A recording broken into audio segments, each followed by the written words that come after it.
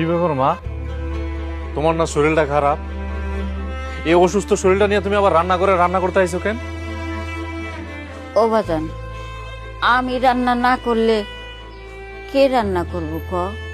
এই যে এত বেলা হয়েছে এখনো রান্না বান্না হয় নাই, রান্না বান্না না করলে কি খাবি? সোনিয়া, তোমার কি আক্কেল জ্ঞান বলতে কিচ্ছু নাই?